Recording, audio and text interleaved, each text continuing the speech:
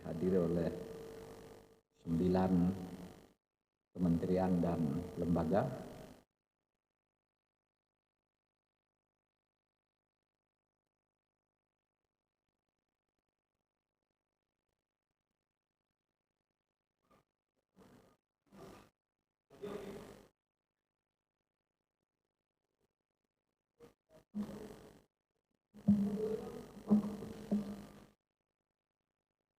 Saudara-saudara, Assalamualaikum warahmatullahi wabarakatuh. Saya ingin menyampaikan perkembangan pengelolaan penanganan COVID dalam kaitannya dengan situasi sosial, politik, ekonomi, dan sebagainya yang baru saja kami bicarakan di dalam rapat inti Polhukam dihadiri oleh 9 kementerian dan lembaga, Menko Polhukam, Mendagri, Menlu, Menkominfo, Panglima TNI, Jaksa Agung, Kapolri, KSP, baru saja selesai rapat yang pada intinya mencatat hal-hal sebagai berikut. Pemerintah menyadari dan mencatat adanya semacam ketakutan atau keresahan di tengah-tengah masyarakat berkenaan dengan COVID-19 yang trennya terus tidak menentu. Keresahan itu muncul dalam 2 bentuk. Satu, takut, kan katanya takut mati karena COVID. Kemudian di seberangnya itu takut mati karena ekonomi. Kalau kita bersembunyi dari COVID bisa mati secara ekonomi. Kalau kita tidak melakukan, kalau kita melakukan kegiatan ekonomi bisa diserang COVID. Itu dilema, saudara. Pemerintah mencatat itu semua, ada ketakutan yang seperti itu. Sehingga kita terus mengikutinya dari waktu ke waktu. Tapi yang terpenting dari itu, dari ketakutan itu harus dihadapi dengan cara kerjasama di antara elemen-elemen bangsa itu. Tokoh-tokoh pemerintahan, tokoh-tokoh masyarakat, tokoh kampus, akademisi, tokoh adat, dan kerjasama, karena ini satu musuh bersama. Nah, yang kedua, hal yang sama itu terjadi di berbagai negara.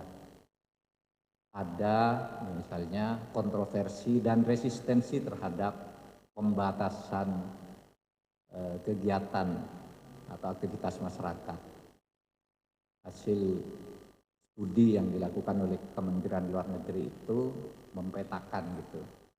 Kalau di negara-negara berkembang seperti kita, masyarakat itu resisten terhadap pembatasan kegiatan masyarakat karena itu mengganggu jalannya perekonomian. Masyarakat tidak bisa beraktivitas untuk bertahan atau mengembangkan kehidupan ekonominya. Tapi di negara maju resistensi terhadap pembatasan itu alasannya adalah kehilangan kebebasan atau hilangnya kebebasan bagi masyarakat. Tapi sama, setiap negara menghadapi problem yang sama terhadap serangan COVID itu. Oleh sebab itu, saudara sekalian, pemerintah dengan segala daya dan upaya terus menangani COVID-19 ini. Dalam menetapkan kebijakan mengenai penanggulangan pandemi, pemerintah berpedoman pada substansi Undang-Undang Dasar kita itu, yaitu menjaga keselamatan rakyat. Karena keselamatan rakyat kita jadikan pedoman sebagai hukum yang tertinggi.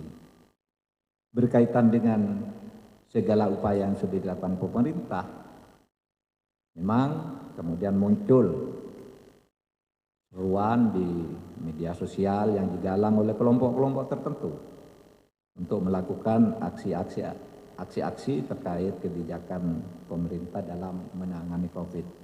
Saya katakan itu di mana-mana terjadi dan di Indonesia terjadi juga aksi-aksi yang menangani yang dilakukan terhadap pemerintah dalam menangani COVID itu.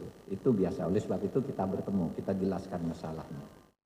Saudara, pemerintah mengetahui bahwa ada aspirasi masyarakat yang murni. Karena memang ya saya takut COVID, tapi gimana ekonomi saya?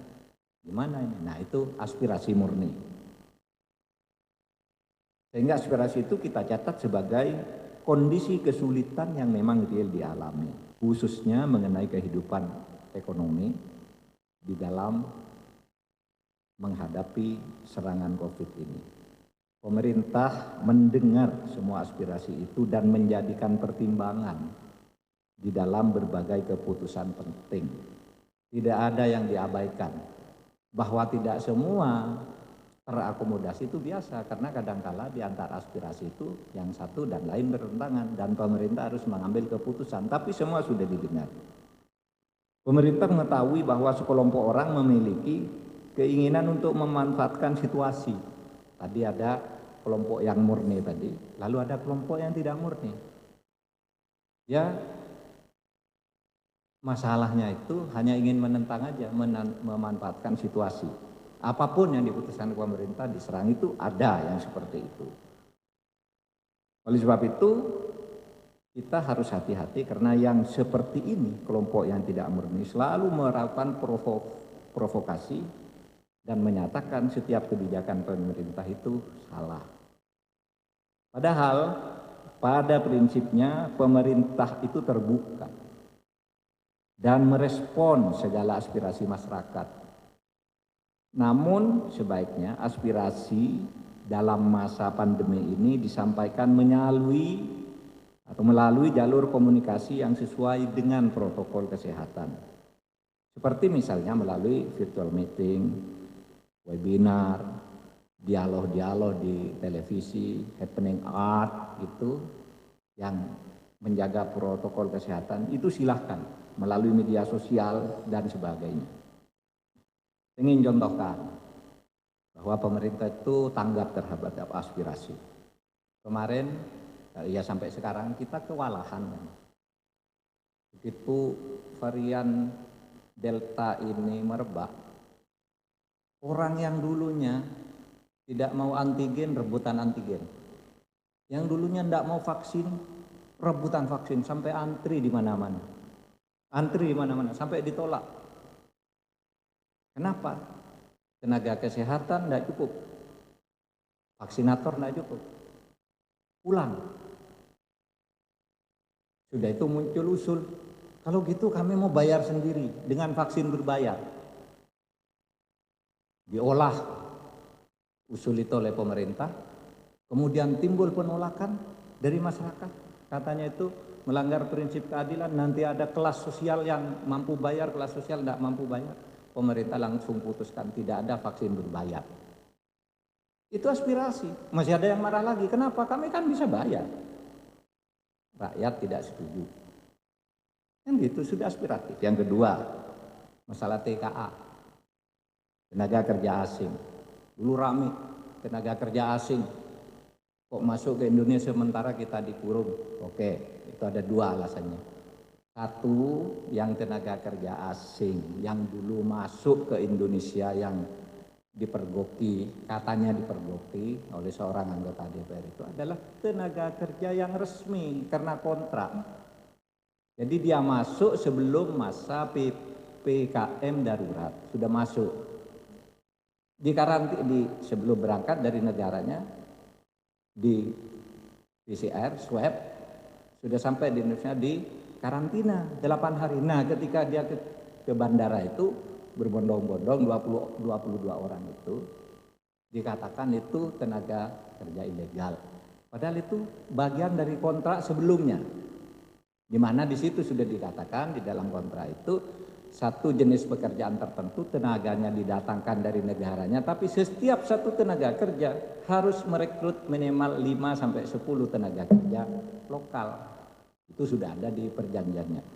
Tapi oke, karena itu ribut, maka pemerintah sekarang sudah mengeluarkan keputusan tenaga kerja asing dilarang masuk sekarang ini. Ada kontrak atau tidak? Terkecuali ya memang ada beberapa yang boleh masuk. Siapa itu? Tenaga kesehatan. Masa Anda boleh masuk? Orang mau ngobati dari luar negeri yang ngangkut barang-barang kesehatan, yang mengamankan dan sebagainya. Nah, tenaga kesehatan yang diundang seperti itu karena keahliannya, itu pun kalau ada yang harus masuk kayak gitu, tentu diberi izin. Lalu diplomat. Kita juga belum menjawab nih, kita tidak boleh vaksin berbayar. Nah, diplomat itu bukan warga negara, kalau mau membayar gimana caranya? Padahal dia hidup di Indonesia. Tapi kita mendengarkan suara rakyat bahwa tidak setuju, ya yuk. Nah sekarang ada arus balik, seharusnya boleh ya, sudah kemarin sudah dibahas, tidak setuju ya, sudah nanti kita lihat saja perkembangannya. Saudara, pemerintah ingin menegaskan bahwa aksi demonstrasi secara fisik yang tidak sesuai dengan protokol kesehatan, membahayakan keselamatan masyarakat, serta melanggar hukum, pemerintah akan melakukan tindakan tegas demi prinsip yang nomor satu tadi. Kita ingin menyelamatkan masyarakat yang banyak. Ya, oleh sebab itu, mohon dukungannya, penegakan hukum itu menjadi kunci. Kemudian saudara, kepada seluruh masyarakat diharapkan untuk tetap tenang dan menjaga ketertiban dan keamanan di wilayah masing-masing. Kami terus akan bekerja sama dengan tokoh-tokoh masyarakat, tokoh-tokoh agama, kelompok-kelompok masyarakat untuk membangun kebersamaan dalam rangka menghadapi COVID ini tanpa kotak-kotak politik. COVID itu adalah politik yang dihadapi dalam kesatuan politik. Ya, harus kalau dianggap itu musuh seperti politik gitu yang akan menghancurkan, ya semua kekuatan di dalam negeri bersatu, beda partai, beda aliran, beda agama, beda suku bersatu hadapi COVID. Karena itu membahayakan kita bersama. Sekian. Assalamualaikum warahmatullahi wabarakatuh.